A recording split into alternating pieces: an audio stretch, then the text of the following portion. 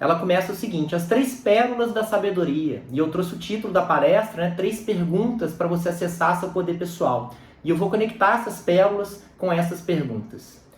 Havia um tempo atrás, em um dia chuvoso, um velho, ele conduzia sua carroça por uma estrada rural. O caminho estava cheio de buracos, de modo que o percurso era difícil e a chuva só piorava. Quando a carroça mergulhou em um buraco particularmente profundo, uma roda traseira se quebrou. Acalmando o cavalo, o velho pulou na estrada enlamacenta e começou a lutar contra a roda da carroça. Logo percebeu que o buraco era muito profundo e que a roda era pesada demais para que ele conseguisse levantá-la. Enquanto estava ali, molhado e gelado, ouviu passos correndo em sua direção. Um menino das redondezas estava a caminho de casa para o jantar, quando viu a carroça quebrada do velho, a água fluindo em volta dela como um rio. O garoto era grande, forte e estava ávido por ajudar. Ele encontrou uma estaca caída e entrou até os joelhos no buraco, enlameado para socorrer e escorar a carroça. Então começou a consertar a roda. À medida que trabalhava, o menino falou com o velho sobre seus desejos para o futuro. Ele entendia muito pouco do mundo, mas queria aprender. Queria descobrir quem ele era e encontrar resposta para os maiores mistérios da vida. Em breve seria um homem e desejava saber mais sobre o amor. Disse que muitas vezes divagava a respeito das coisas maravilhosas que ainda estavam por vir. Na maioria dos dias, o menino riu. Não tenho certeza se estou sonhando, se estou acordado. O garoto falava e o velho ouvia em silêncio. Em 1 hora o serviço havia terminado. A roda foi colocada com segurança no lugar e a carroça estava de volta à estrada. O velho, cheio de gratidão, procurou nos bolsos por algumas moedas. Não encontrando nada para oferecer ao menino, perguntou-lhe se aceitaria 3 pérolas de sabedoria, garantindo-lhe que elas forneceriam mais riquezas do que quaisquer moedas. Enquanto o sol penetrava pelas agitadas e tempestuosas nuvens, o garoto sorriu. Pelas agitadas, ele sabia que não podia recusar a gratidão do homem, independente da maneira como fosse oferecida. E afinal, tinha muito a aprender. Sim, respondeu educadamente o menino. Ficou realmente honrado pelo Senhor querer compartilhar sua sabedoria comigo. Então, o velho se inclinou na direção dele e começou a falar. Para encontrar seu caminho neste mundo, você só precisa responder a 3 perguntas, explicou. Primeiro, você deve se perguntar: quem sou eu? Você saberá quem é você quando souber quem não é você. Em segundo lugar, você deve se perguntar: o que é real? Você saberá o que é real quando aceitar o que não é real. E em terceiro, concluiu o homem, você deve se perguntar o que é o amor. Você vai conhecer o amor quando aprender o que não é o amor. O velho ergueu o corpo, limpando os respingos de lama do casaco. O menino tirou o chapéu respeitosamente e expressou seu agradecimento. Ele observou o velho subir na carroça e assobiar para o cavalo. A carroça balançou, estremeceu e começou a chacoalhar pela estrada. Quando o garoto se virou na direção da casa, onde o jantar o esperava, ele olhou para trás e viu a traseira da carroça desaparecer entre as sombras da noite. Então essa história, eu quis trazer ela logo no início, e ela é de um livro, que chama As 3 Perguntas, de um autor cujo foi o representante da primeira palestra que eu dei para vocês aqui, Dom Miguel Ruiz, dos Toltecas. Eu sou um amante pessoal desse autor, então gosto muito dos textos dele, e resolvi trazer porque fez muito sentido durante as 2 últimas semanas aqui, algumas leituras que eu fiz desse livro, e eu quis compartilhar com vocês as minhas percepções, baseado nessas 3 perguntas, e como é importante a gente fazer perguntas, como é importante nós sermos filósofos de nossas vidas, Para quem não sabe, os filósofos eles desafiam, o entendimento de quem são eles, de quem é o mundo, de que é real. Então é saber questionar, saber perguntar. E aí, eu quero começar aqui falando para vocês, para pensar um pouquinho. O que seria um mundo ideal? Esse mundo ideal, os seres humanos se dão bem uns com os outros. Eles trazem benefício próprio para todas as pessoas. Imagina uma comunidade ideal. As pessoas cooperam a fim de prosperarem e apreciam a sua boa sorte. Todos vibram com a boa sorte dos outros. Essas pessoas cuidam da terra que as nutrem. É importante a gente ter essa consciência. O que é uma família ideal? Nessa família, as crianças são criadas para se sentirem seguras e valorizadas. Os pais são professores inspirados e protetores vigilantes. Os idosos continuam sendo produtivos. Nesse mundo ideal, há um governo justo. Seus líderes são sábios e são previdentes. Nesse mundo ideal, as leis são claras e justas e se aplicam a todos. Nesse mundo ideal, as pessoas conseguem se governar. Elas estão no comando de seus pensamentos e são responsáveis por suas ações. Neste lugar ideal, as pessoas não permitem que o passado esteja no comando do presente. Nesse mundo ideal, as pessoas não se punem repetidamente por um erro, não se entregam à autopiedade, não manipulam as emoções e elas não fazem fofocas e não buscam dramas na sua vida. Maravilhoso esse mundo ideal. Podemos buscar esse mundo ideal? O que hoje nos traz mais sofrimento para todos nós? O que hoje a gente pode fazer para trazer coisas boas e evitar esse sofrimento, buscando sempre esse objetivo desse mundo ideal? Porque a gente encontra tanta dificuldade em vivenciar esse mundo ideal. Olha quantas perguntas eu estou trazendo e eu nem cheguei nas perguntas, né? As situações, elas vêm da nossa mente, muito ligada para tirar conclusões e levar para o lado pessoal. Pensa, tudo que acontece na nossa vida, a gente tem o hábito de quê? Ou a gente tira conclusões porque a gente não sabe todas as informações, ou a gente leva para o lado pessoal. Tá aí hoje, a gente que está nas redes sociais aí, as fake news, né, que circulam nos WhatsApps, a gente pega uma informação, a gente não sabe de onde ela veio, a gente não desafia, a gente não pergunta e a gente passa adiante. E essa informação, ela pode levar a um sofrimento a uma outra pessoa. E a gente vai distribuindo esse sofrimento sem saber de onde ele está vindo. E por que isso acontece? Porque estamos com a mente aonde? Deixando ela no controle, a nossa mente tagarela, a gente não processa. Então a nossa mente, com os nossos pensamentos e julgamentos, pode parecer a pior adversária das nossas vidas. Mas ela também pode se transformar na nossa maior aliada. E aí é o grande ponto que a gente precisa entender. Todos nós temos vários medos dentro de nós. E esses medos, eles precisam ser olhados. Porque eles foram introduzidos de uma forma que talvez pela evolução da humanidade, de tempos em tempos, fez parte de nós. Só que estamos num ponto de virada e de consciência que a gente precisa trazer clareza que esses medos, eles não vão fazer... são medos ilusórios que eu trago. Por quê? Porque a gente cresce escutando que o mundo é dos espertos. Pensa bem. Então qual o maior medo que a gente tem se a gente escuta que o mundo é dos espertos? De ser passado para trás, de ser passado a perna.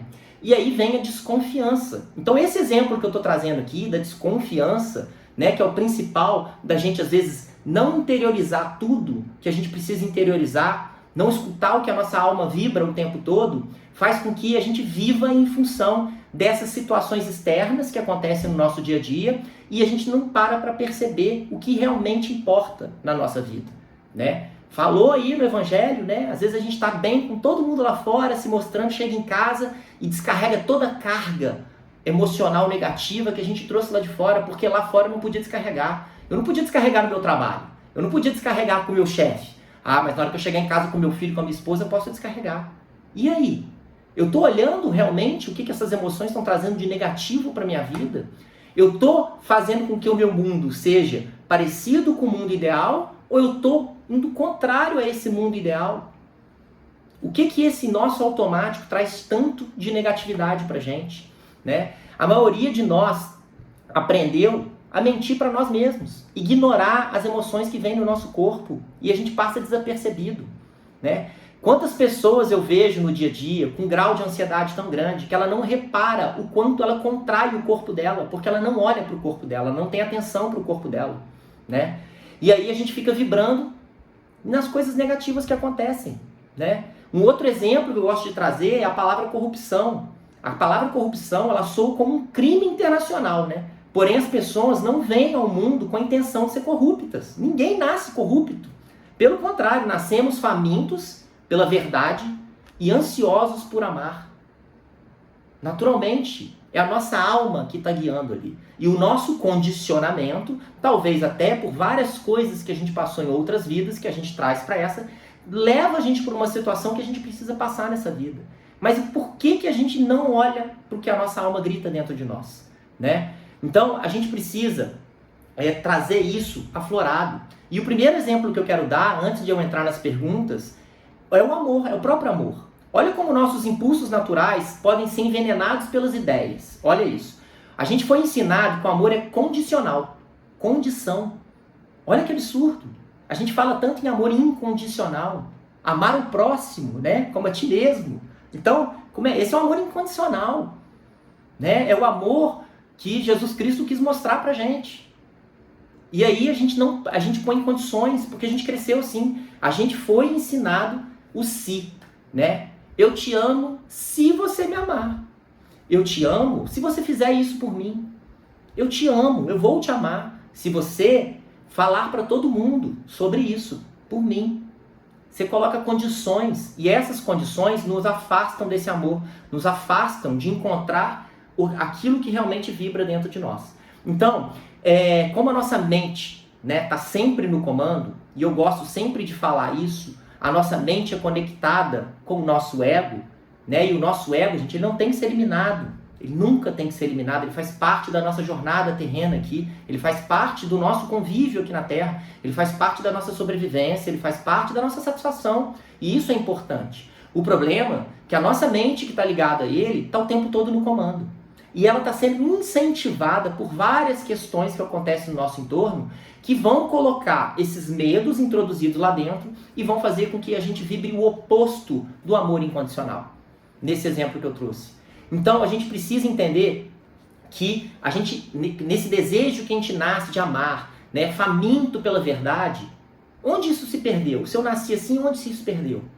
Na minha formação, no meu entorno, né, no meu sistema de crença, na formação do meu sistema de crença que foi adquirido lá, principalmente na minha infância, mas que eu também trago memórias de outras vidas e que se manifestam perfeitamente na nossa vida, nessa vida atual.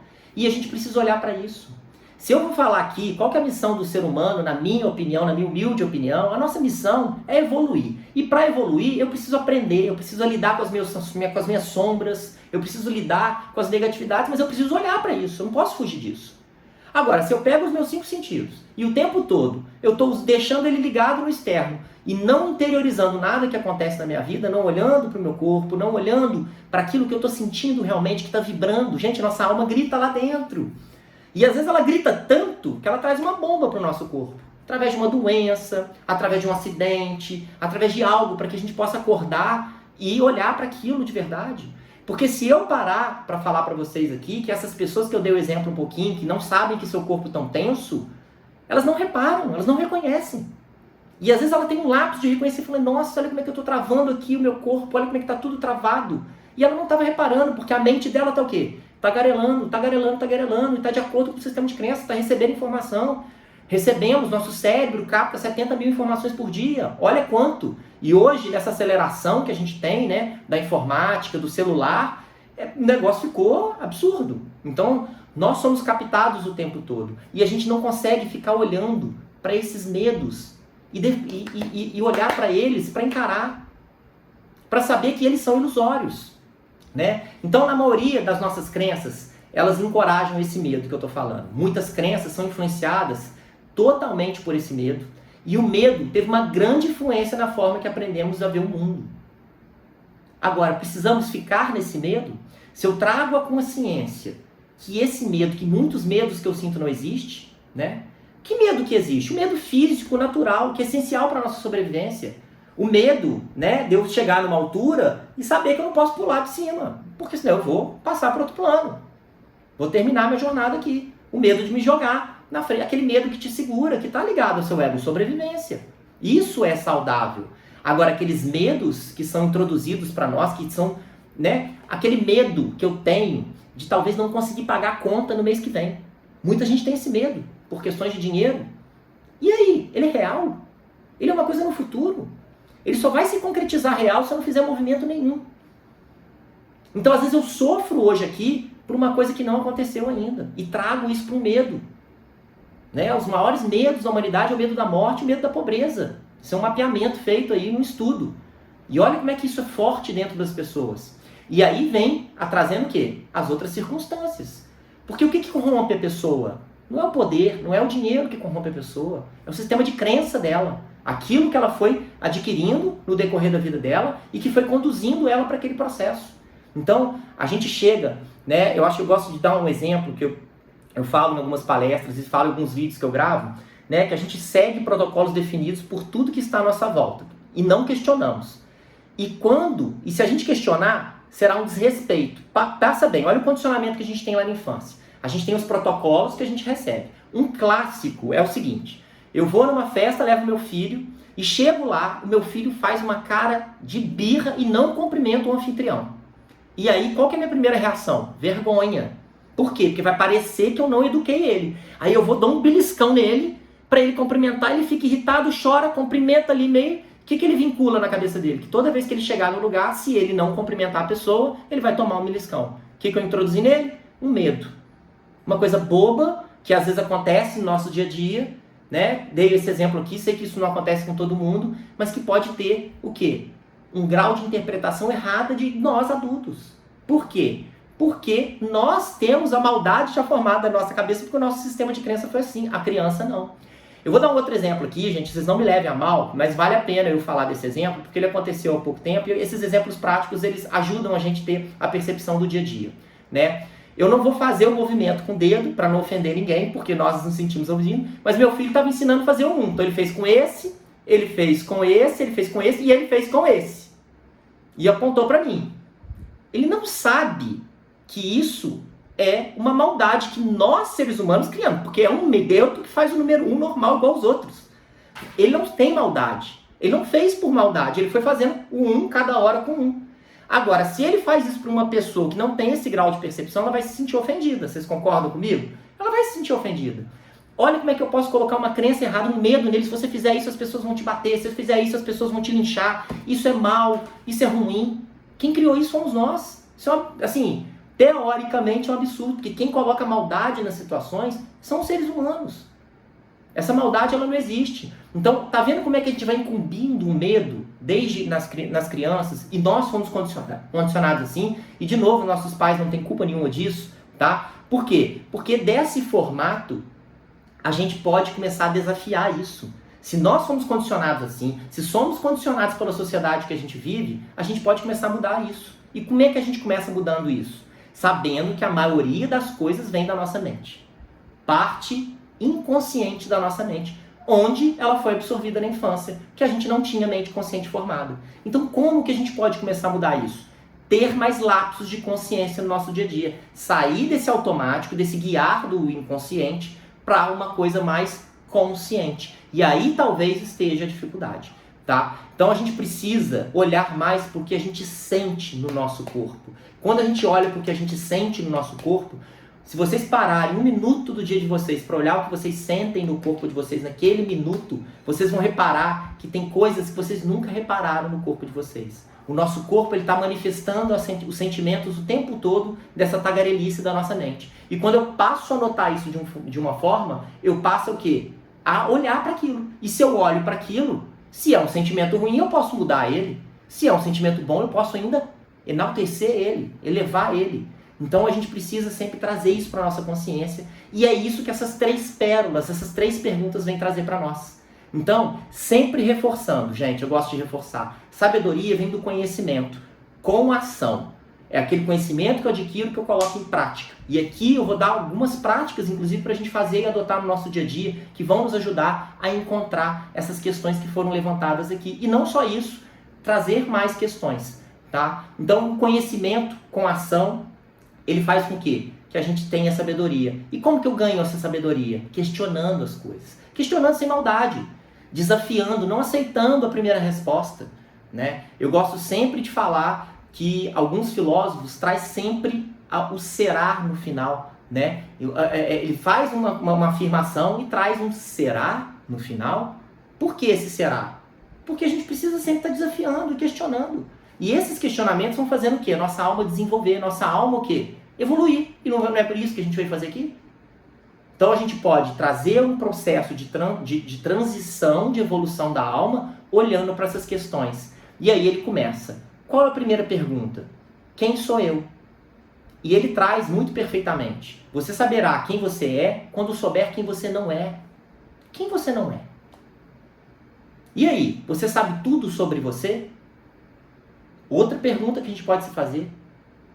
Imagina que você é uma pessoa totalmente extrovertida, bem animado, conversa com todo mundo, e aí vem uma perda muito grande. Um familiar, um ente querido faleceu, uma perda de um emprego muito importante, uma perda de algum objeto muito importante, como uma casa, um carro, algo que demorou a vida inteira para conquistar. E aí você desaba, e aí você traz lá um lado que ninguém tinha visto seu. Só que aquilo vem para quê? Para te fortalecer, para você olhar para aquilo que está dentro de você. E aí você rompe a barreira do medo que aquilo pode ocasionar. O contrário também pode acontecer. Se você é uma pessoa que se mostra muito forte para todo mundo, muito forte, né? E aí acontece algo com você e você desaba e fica fraco e indefeso. Porque a primeira pessoa era extrovertido, ele desabou, mas aguentou, segurou e superou aquilo. A outra, não, já era muito forte e desabou e todo mundo olha, eu não sabia que ela poderia ter essa capacidade de sofrer dessa forma. E ela fica lá sofrendo e indefeso. São nestes momentos que nos deparamos com os processos internos nossos que nunca achamos que teríamos. E por que isso acontece? Porque a gente precisa olhar para isso. Agora, eu preciso deixar uma bomba atômica estourar na minha vida para eu olhar para esses processos? Eu não posso começar a tirar um tempinho do meu dia para olhar para o meu corpo? Olhar para os processos do meu corpo? Quando eu falo corpo, gente, é porque é o nosso corpo que manifesta esses sentimentos, as emoções. E se eu consigo detectar eles, eu saio da mente e venho por quê? Porque a alma está gritando. Porque a mente ela vai sempre processar no nosso corpo aquilo que ela não consegue materializar. Porque é através do nosso corpo que vai materializar. Eu penso, crio uma emoção e crio um estímulo de ação. Então a mente sozinha não materializa nada. Ela precisa do corpo para materializar. E ela manda um impulso. Só que se minha tagarelice ali está vibrando no medo, o que ela vai mandar para o meu corpo? Algo de medo. Algum sentimento ligado ao medo. E esse sentimento, em vez de me colocar numa ação positiva, vai me colocar numa ação negativa. E pode me trazer o quê? Doenças físicas, psicológicas, vários tipos de coisas podem reverberar. Podem me levar a ter um acidente, porque eu posso estar manifestando situações do meu corpo. Imagine se você está tenso e está dirigindo um carro nessa tensão toda. E você não está prestando atenção na tensão que você está. E você não consegue ter uma manobra condizente para desviar de um buraco, de alguma coisa, cai no buraco, capota o carro e pode causar um acidente. Então são várias formas que tem de expressar isso, porque sempre vai gerar uma ação. Então a nossa mente fica em conflito com quem? Com o grito da nossa alma que vem do nosso coração, o tempo todo. O correto, na minha visão, em alguns estudos que eu venho aprofundando, é que o nosso coração, a nossa alma, comande a nossa mente. E para que eu possa deixar o coração comandar, eu preciso sentir.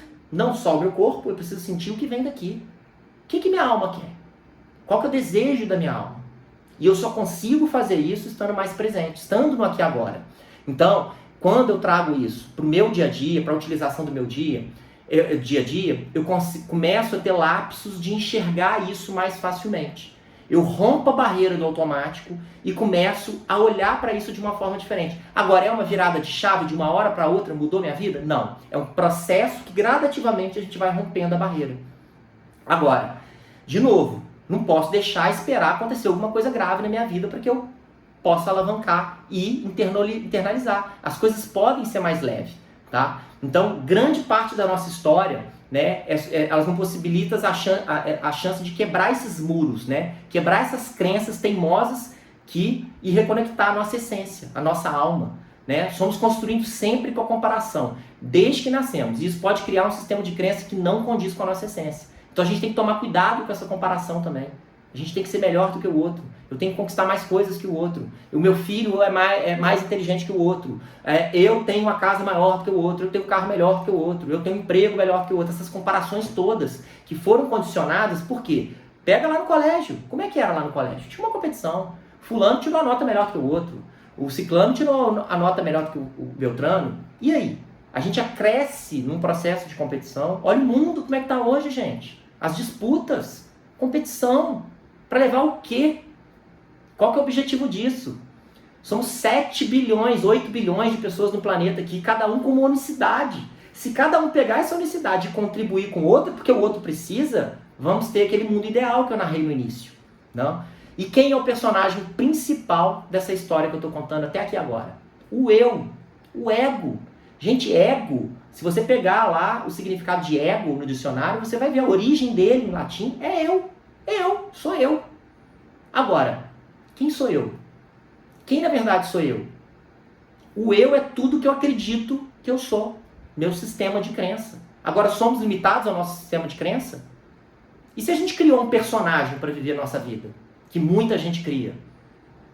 E cria, gente, sem saber. Pelo condicionamento do quê? Da nossa mente. Pelo condicionamento do nosso sistema de crença. Novamente. Eu repito muito isso, porque isso é a base para a gente entender. Quando a gente entende essa base, fica mais fácil de a gente progredir no nosso dia a dia. Porque as ações que acontecem no nosso dia a dia, a gente começa a ter consciência e falar, opa, é o meu sistema de crença. Mas também não é só culpar ele como se ele fosse uma terceira pessoa, não. Ele é seu, tá aí dentro. Então a gente precisa olhar para ele. A gente precisa se manifestar para ele. A gente precisa ter ações condizentes para romper essa barreira. O eu baseado só no material corresponde ao que a nossa mente comanda. E a gente esquece do espiritual. Porque o nosso coração conectado à nossa alma traz a bagagem do nosso espírito, traz o que o nosso espírito veio fazer nessa vida aqui. A nossa mente carrega um sistema de crença, então o sistema de crença está na nossa mente inconsciente. E temos um pedacinho de consciente que precisa crescer, que precisa expandir. Quem já ouviu o termo aqui, expansão de consciência, é aumentar esse percentual do nosso consciente. E a gente consegue isso trazendo o quê? Presença para o nosso dia a dia.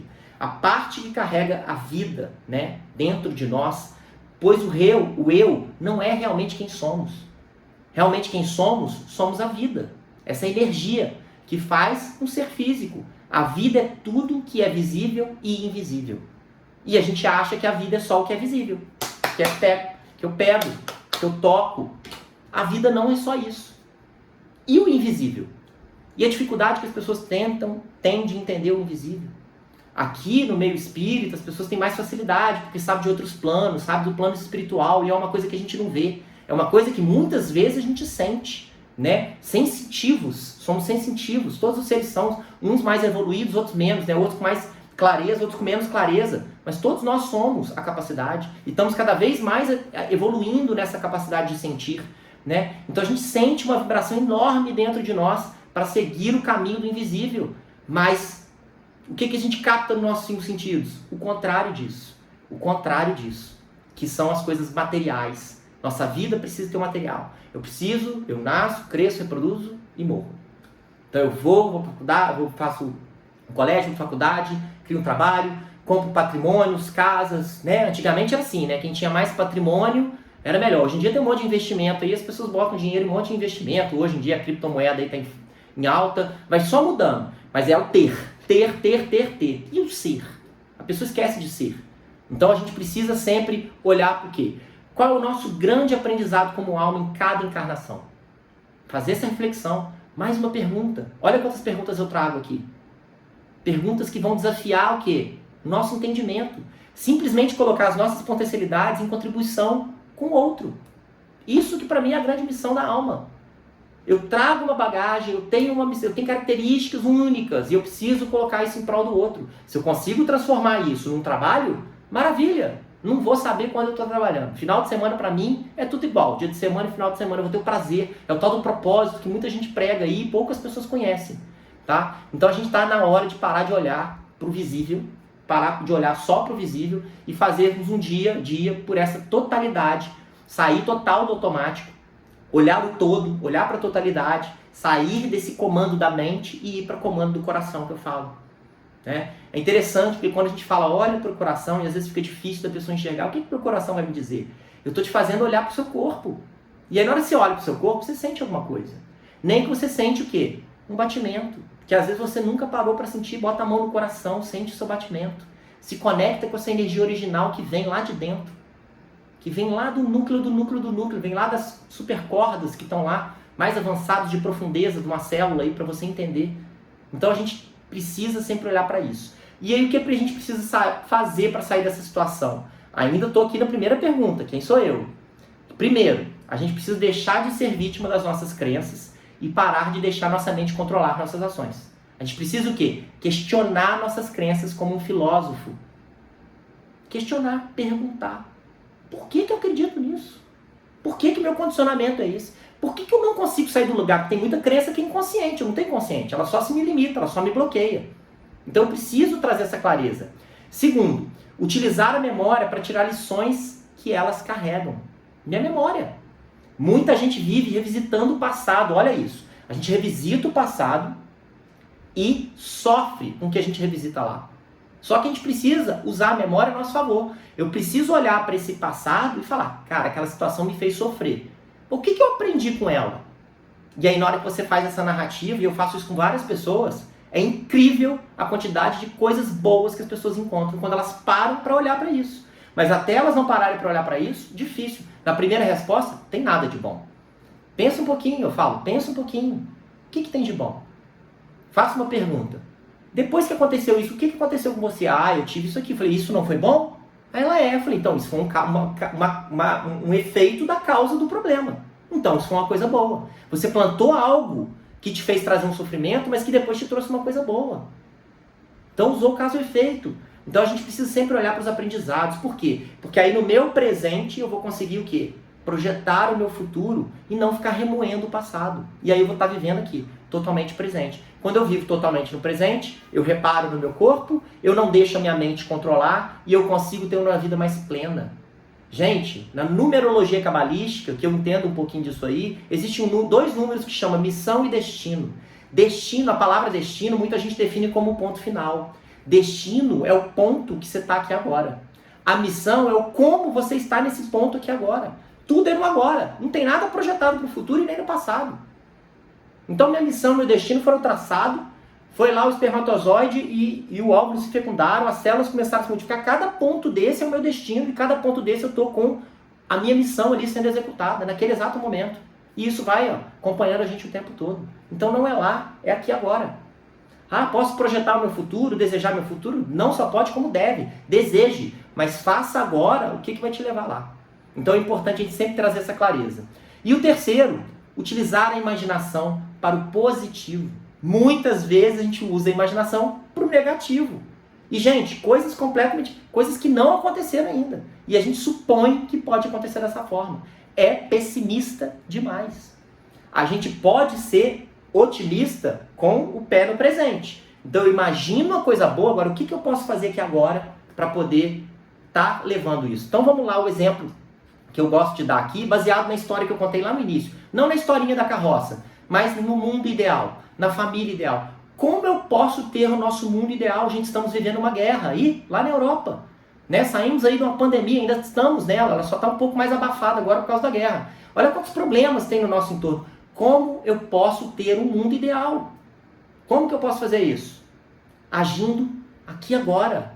Então hoje eu não ando na rua cumprimentando as pessoas que eu não conheço. Então hoje eu vou passar a dar um sorriso largo e cumprimentar essas pessoas com esse sorriso. Eu não tenho o hábito de cumprimentar o porteiro do meu prédio. E agora eu vou passar todos os dias lá e cumprimentar ele e dar um abraço apertado nele. Transmitir o amor que eu sinto pela alma dele. Olha quanta coisa pequena que a gente pode fazer. Hoje eu vou visitar meus pais, eu não tenho costume de levar um presente. Então eu vou levar uma flor, vou levar uma carta, vou levar algo simbólico. Vou expressar o amor pelas pessoas aqui agora. E se eu expresso esse amor, eu começo a vibrar ele, eu começo a estar presente, eu começo a sentir isso na minha presença, eu começo a gostar disso. E isso vai te condicionando. E quanto mais você vai fazendo isso, mais você vai vibrando e reverberando isso dentro de você. Então, esse exemplo, ele mostra que pequenas ações a gente pode fazer no nosso dia a dia. Eu estou imaginando já isso, colocando isso na minha imaginação e deixando isso fluir, tá? Então, a gente precisa sempre com essas pequenas atitudes estar trazendo isso para o nosso dia a dia, fomentando isso para o nosso dia a dia, tá? E aí eu já vou emendar na segunda pergunta. O que é real? O que é real? Você saberá o que é real quando aceitar o que não é real. Aceite o que você não vê, o que não é real. A gente precisa aceitar. Ao fazer essa pergunta, a gente está desafiando o que achamos que sabemos. E a gente só sabe, no grosso modo, aquilo que a gente vê, aquilo que a gente toca. Por mais que a gente tenha certeza de certas coisas, muito do nosso sistema de crença ainda controla para a gente duvidar dessas coisas. Então, eu conheço muita gente que é espírita, que frequenta o espiritismo, mas no fundo, se você fizer várias perguntas, tem lá uma ponta de dúvida se realmente existe, porque nunca viu, nunca sentiu, mas admira, mas não aprofunda. E por que não aprofunda? Porque não pergunta. Se perguntasse mais, desafiasse mais, você ia o quê? Buscando a dúvida que talvez está lá no seu inconsciente, que você não consegue trazer para sua consciência, tá? Nosso cérebro, ele é igual um espelho, tá? Imagina que a gente está na frente do espelho. Se eu for tocar minha imagem no espelho, eu não vou tocar o Fabiano, eu vou tocar o vidro do espelho. A mente usa as informações recebidas pelo cérebro para criar uma imagem de realidade, igualzinho, tá? O pensamento é o reflexo. Se tentássemos alcançar fisicamente esse pensamento, a gente não ia conseguir. Mesma coisa. Eu não alcanço o Fabiano indo para frente, batendo no vidro do espelho. Então eu não alcanço o pensamento, tá? Então, quando eu vou entender o que é real, olha o mundo ilusório. Então, o que é ilusão? O que eu não vejo ou o que está aqui na nossa frente que a gente está vendo e pegando? Esse é um grande questionamento. Somos aqui, ó, não somos um ser espiritual. A gente vai levar embora esse corpo daqui? Eu vou levar embora esse livro material? Eu vou levar embora o mouse? Não vou levar nada daqui. Tudo é material, tudo é visível.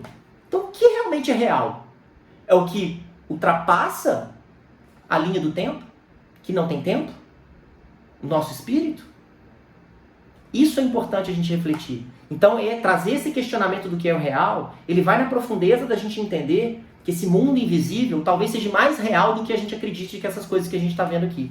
Então, de uma forma ou de outra, a gente obtém reflexos distorcidos no nosso dia a dia. Agora, imagina 7 bilhões de pessoas tendo essa interpretação distorcida. 7, 8 bilhões que tem no planeta aí, tendo essa percepção distorcida. Então, quanto mais a gente trouxer isso para nossa consciência, mais fácil fica a gente de entender o que é esse real. Sentir te coloca mais perto da verdade do que é o real. De novo, tá vendo? Na primeira pergunta, quem sou eu vim falar do sentir. Na segunda pergunta, do que é real, eu vim falar do sentir. O que vocês acham que vai vir na terceira pergunta? Ela ficou até curta, né? Então, assim, a gente precisa sempre olhar para isso com um olhar mais voltado para os sentimentos, para as emoções. E isso vai te trazer para o estado de presença. Quando você para perceber o seu corpo, e muita gente tem dificuldade, por quê? Porque a cabeça está sempre tagarinando, está no comando. Mas você, com exercícios práticos e fomentando isso no seu dia a dia, presta atenção nesses exemplos que eu dei anteriormente, da gente ir fazendo bem para as pessoas, pequenos gestos. O que acontece com você na hora que você faz isso? Você se enche de vibração positiva no seu corpo. E aí, na hora que você enche de vibração positiva no seu corpo, o que acontece? Você sente. E nesse momento você está no presente, tá? Então, a gente precisa sempre trazer isso para a nossa consciência, para que a gente possa estar consciente dessas ações e não querer mudar tudo que está à nossa volta, nem as outras pessoas. A gente precisa interiormente mudar para nós influenciarmos quem tiver à nossa volta. E aí, por último, a nossa terceira pérola, que é o que é o amor, tá? Você vai descobrir o que é o amor quando perceber o que não é o amor, perceber o que não é amor. E a gente falou um pouquinho no início, né? O exemplo que eu dei foi do amor, o amor condicionado, né? A gente não pode entender completamente até conseguirmos identificar como a vida. O que é a vida? Gente, a vida é tudo. Meu corpo é vida. O microfone é vida. O mouse é vida. O livro é vida. A vida é tudo. A vida não é só o que é real. A vida é o que é real e o que não é. É o visível e o invisível. A vida é a consciência. A vida é o amor incondicional. Então, quando tocamos tudo que está à nossa volta, a gente não consegue imaginar a grandeza que isso tem por trás. Porque são coisas corriqueiras materiais que estão no nosso dia a dia. Agora, quando a gente consegue sentir tudo que está ao nosso redor, a gente consegue tocar na alma de cada coisa. Gente, se tudo é vida, o livro é vida. Algumas pessoas podem achar isso muito louco, mas na verdade é. E isso aí, na hora que você vai pegar os estudos herméticos lá do Antigo Egito, que você vem trazendo as tradições orientais, e vem trazendo isso até para a espiritualidade, você vai vendo que é. São moléculas, são coisas se mexendo. Você vai ver que na bagagem de tudo é Deus. Tudo é vida. Deus é vida. Então a vida é isso. Então o que é amor? O amor é a vida, né? Então a gente passa a alterar a voz do eu dentro de nós quando a gente passa a sentir as coisas, trazer essa sensibilidade, né? Essa verdadeira sensibilidade para todos nós. E aí a verdade é simples. A verdade é vida. Não é um sistema de crenças. Então a verdade não é o nosso sistema de crença. A verdade é infinita e eterna. Mas nosso corpo, nosso sonho não são. Então o nosso corpo e o nosso sonho não é infinito. Não é infinito. nosso corpo fica, o nosso espírito vai. Eu falei isso um pouquinho. Então, a verdade é pura energia que existe em tudo e em todos. Tudo que existe é vida. Tudo que existe é amor incondicional. Então, a gente precisa parar de colocar os condicionamentos nas coisas, que foram os exemplos que eu dei, né? E aí, vem aquela famosa frase da Bíblia, né? Se não me engano, João 8,32.